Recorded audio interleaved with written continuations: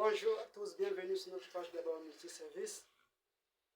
Aujourd'hui, nous allons parler de comment calculer le taux de consommation mensuel d'électricité dans nos domiciles ou dans nos entreprises à travers les appareils que nous utilisons à la maison. J'ai décidé de parler de ce problème-là aujourd'hui car autour de moi, j'ai constaté qu'il y a plusieurs domiciles ou bien il y a plusieurs foyers qui ont toujours un souci d'électricité. Pour ceux qui utilisent les compteurs EDAN, si par exemple vers le 26, le propriétaire de la maison prévoit un budget pour l'électricité du mois, force est de constater que avant, parfois le 20, si on paye par exemple l'électricité EDAN le 26, avant le 20, on va constater que les unités sont déjà finies. Pour ne plus avoir ce problème-là dans nos domiciles, j'ai décidé d'en parler aujourd'hui pour essayer d'aider le plus grand nombre de personnes à savoir comment calculer le taux de consommation d'électricité mensuelle dans nos domiciles à travers les appareils que nous utilisons chaque jour. Si c'est la première fois que vous tombez sur notre vidéo, likez la vidéo, partagez la vidéo au maximum, abonnez-vous à notre page Gabao Multiservice.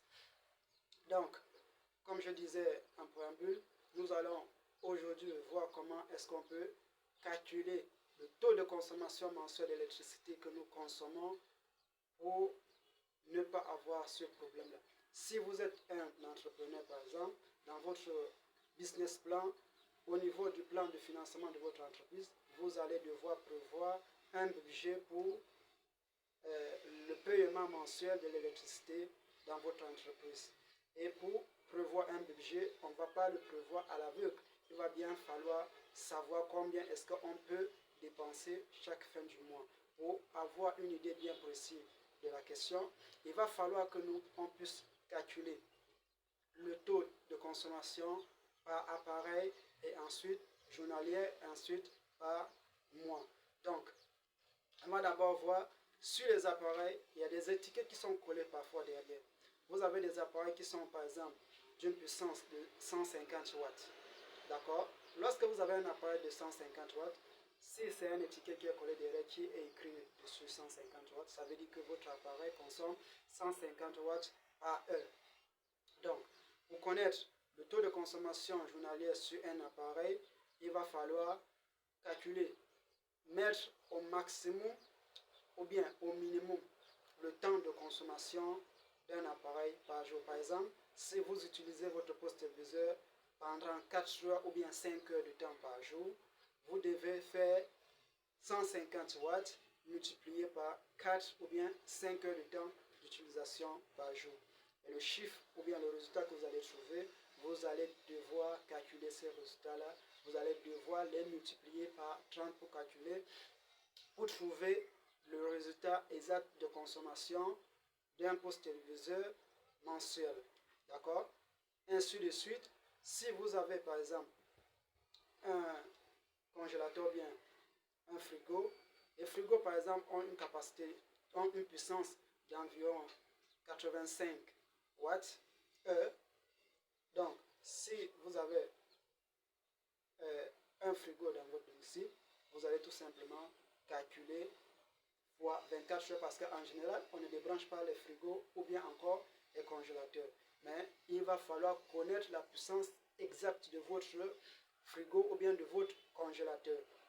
Si vous ne connaissez pas la puissance exacte, vous ne pouvez pas faire un calcul. Donc, il est toujours préférable d'aller regarder derrière votre appareil, votre frigo. Vous allez voir un étiquette collé dessus. Vous allez voir la puissance de l'appareil. Si c'est 85 watts heure, si c'est 150 watts. En général, on n'écrit pas heure. Hein. Donc, ça, c'est les calculs déjà bien établis par le fabricant. Donc, il écrit tout simplement 150 watts, 85 watts, 1840 watts. Donc, c'est à vous maintenant, lorsque vous prenez la puissance de l'appareil, vous faites fois le nombre d'heures que vous utilisez votre appareil par jour et ensuite, vous les multipliez par 30 pour avoir le taux de consommation mensuel de votre domicile. Donc, si par exemple, vous avez plusieurs appareils, vous trouvez la puissance de chaque appareil, vous faites le calcul. À la fin, vous additionnez tous les résultats de vos appareils, vous allez avoir le nombre de kilowatts que vous devez consommer par mois. Et ensuite, vous allez maintenant prévoir un budget budget précis. Si c'est par exemple 20 000 francs d'unités que vous allez consommer par mois, essayez de mettre par exemple 25 000 francs d'unités.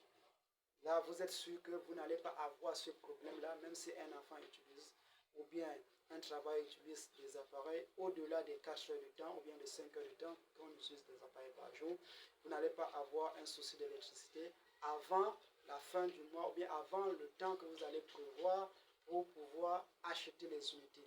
Donc, si vous avez des problèmes avec vos postériseurs, vos appareils électroniques à la maison, contactez le numéro qui s'affiche au bas de votre petit écran et l'équipe de Gabon Multiservice va se charger de venir sur place, ou bien si vous pouvez amener l'appareil dans votre entreprise, l'équipe de Gabon Multiservice va se charger de faire la réparation pour vous.